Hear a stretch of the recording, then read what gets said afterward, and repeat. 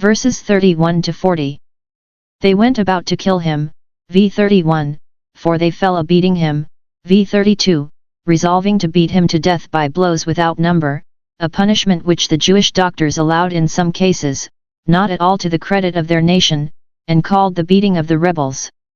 Now was Paul, like a lamb, thrown into a den of lions, and made an easy prey to them, and, no doubt, he was still of the same mind as when he said, I am ready not only to be bound, but to die at Jerusalem, to die so great a death. We have here Paul rescued out of the hands of his Jewish enemies by a Roman enemy.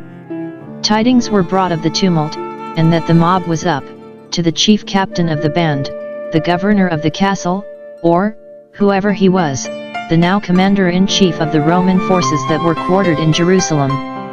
Somebody that was concerned not for Paul, but for the public peace and safety, gave this information to the colonel, who had always a jealous and watchful eye upon these tumultuous Jews, and he is the man that must be instrumental to save Paul's life, when never a friend he had was capable of doing him any service.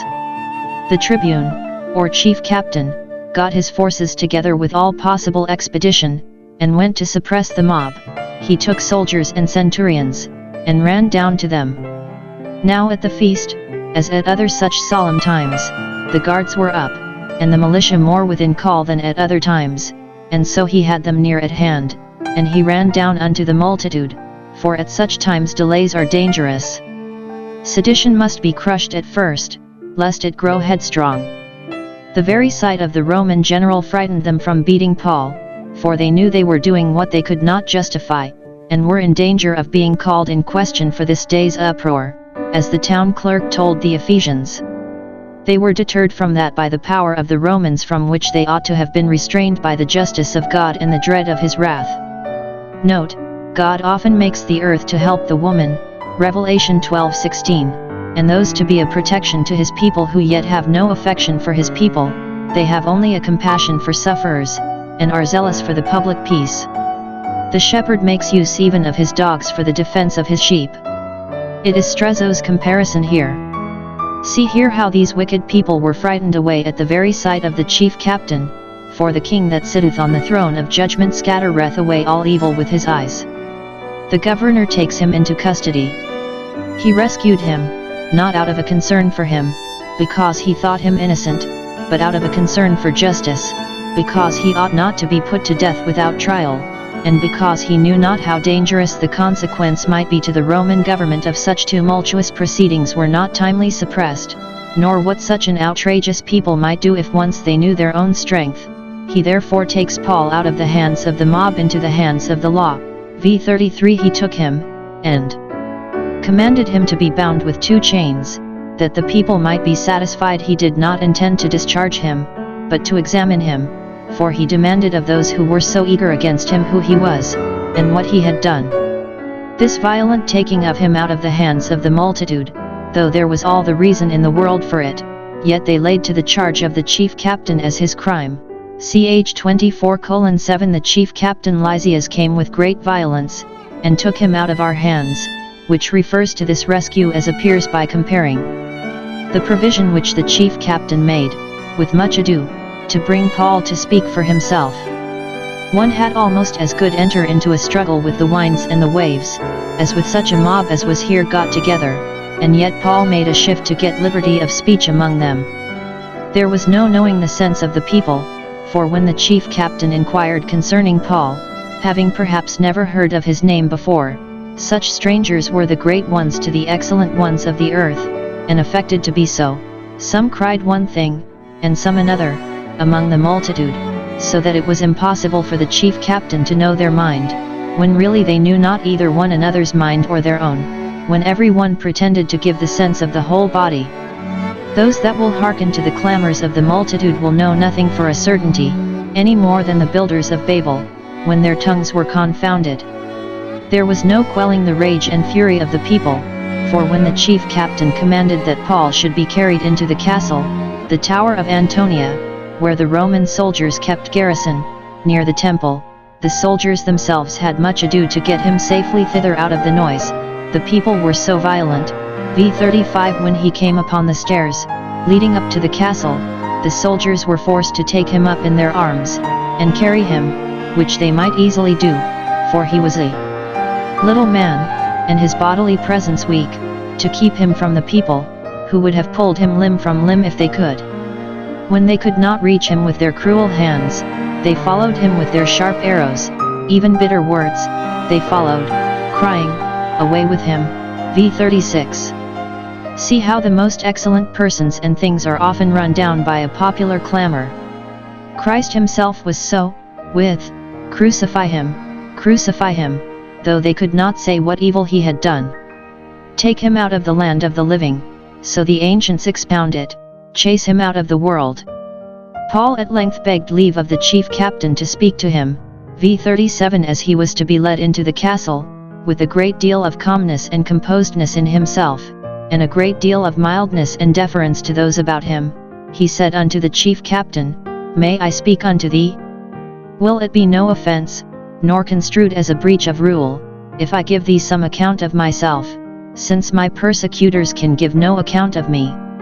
What a humble, modest question was this!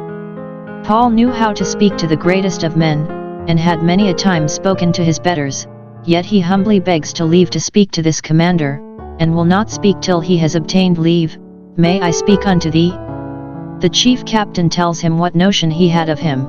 "Canst thou speak Greek? I am surprised to hear thee speak a learned language, for, art not thou that Egyptian who made an uproar?"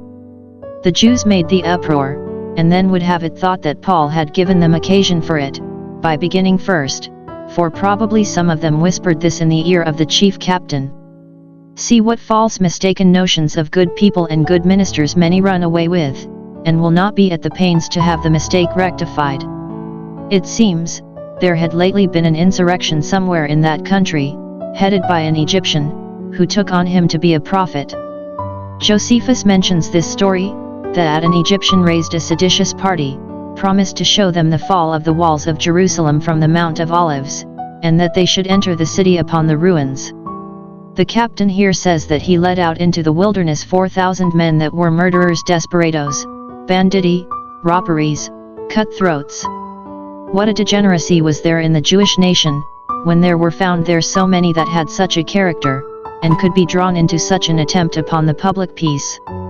But Josephus says that Felix the Roman president went out against them, killed 400, and took 200 prisoners, and the rest were dispersed.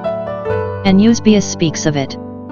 It happened in the 13th year of Claudius, a little before those days, about 3 years ago.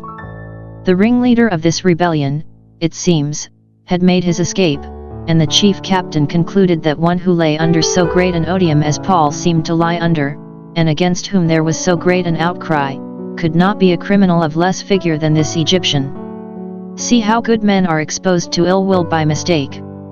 Paul rectifies his mistake concerning him, by informing him particularly what he was, not such a vagabond, a scoundrel, a rake, as that Egyptian, who could give no good account of himself.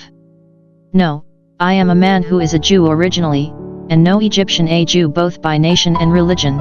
I am of Tarsus, a city of Cilicia, of honest parents and a liberal education. Tarsus was a university, and, besides that, a citizen of no mean city. Whether he means Tarsus or Rome is not certain, they were neither of them mean cities, and he was a freeman of both. Though the chief captain had put him under such an invidious suspicion, that he was that Egyptian, he kept his temper, did not break out into any passionate exclamations against the times he lived in or the men he had to do with, did not render railing for railing, but mildly denied the charge, and owned what he was. He humbly desired a permission from the chief captain, whose prisoner he now was, to speak to the people. He does not demand it as a debt, though he might have done so, but sues for it as a favor, which he will be thankful for. "I beseech thee, suffer me to speak to the people." The chief captain rescued him with no other design than to give him a fair hearing. Now, to show that his cause needs no art to give it a plausible color, he desires he may have leave immediately to defend himself, for it needed no more than to be set in a true light, nor did he depend only on the goodness of his cause, but upon the goodness and fidelity of his patron, and that promise of his to all his advocates, that it should be given them in that same hour what they should speak. He obtained leave to plead his own cause, for he needed not to have counsel assigned him, when the Spirit of the Father was ready to dictate to him. The chief captain gave him license, v. 40, so that now he could speak with a good grace, and with the more courage he had, I will not say that favor, but that justice, done him by the chief captain, which he could not obtain from his countrymen the Jews, for they would not hear him, but the captain would, though it were but to satisfy his curiosity.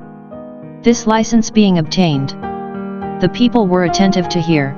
Paul stood on the stairs, which gave a little man like Zacchaeus some advantage, and consequently some boldness, in delivering himself. A sorry pulpit it was, and yet better than none. It served the purpose, though it was not, like Ezra's pulpit of wood, made for the purpose. There he beckoned with the hand unto the people, made signs to them to be quiet and to have a little patience, for he had something to say to them, and so far he gained his point that every one cried hush to his neighbor, and there was made a profound silence. Probably the chief captain also intimated his charge to all manner of people to keep silence. If the people were not required to give audience, it was to no purpose at all that Paul was allowed to speak. When the cause of Christ and his gospel is to be pleaded, there ought to be a great silence, that we may give the more earnest heed, and all little enough. Paul addressed himself to speak, well assured that he was serving the interest of Christ's kingdom as truly and effectually as if he had been preaching in the synagogue. He spoke unto them in the Hebrew tongue, that is, in their own vulgar tongue, which was the language of their country, to which he hereby owned not only an abiding relation, but an abiding respect.